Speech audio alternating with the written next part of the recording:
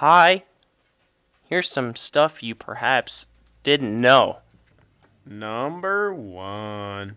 Perhaps you didn't know, but Amelia Earhart wasn't alone on her final voyage. She had a co-pilot/navigator named Fred Noonan, who was definitely not an alcoholic, goddammit, and he went missing and died with her. But you never really hear about him, do you?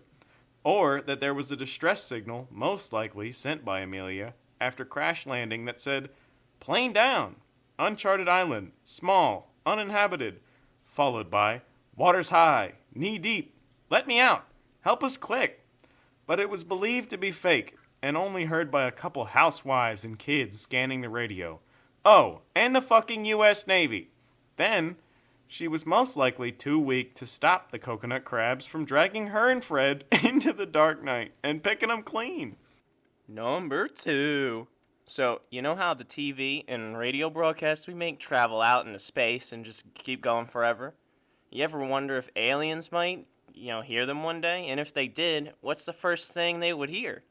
You'll be happy to know that we're going to make a great first impression, because the first thing aliens will probably hear is fucking Adolf Hitler. The first signal humans ever broadcasted that was strong enough to go into space was probably when Nazi Germany hosted the 1936 Olympic Games, which, great choice for a host. Number 3.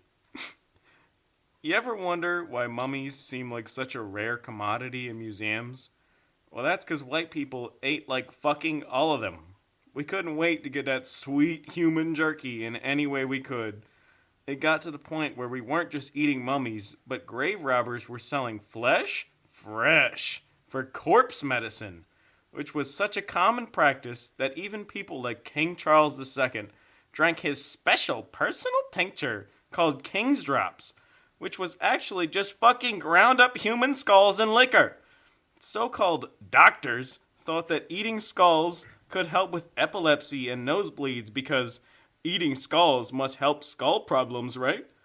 And then this developed into way worse shit, like people would wait at public executions to get themselves a fresh red Solo cup of hot blood, straight from the source, in hopes of gaining some vitality like life is a fucking video game.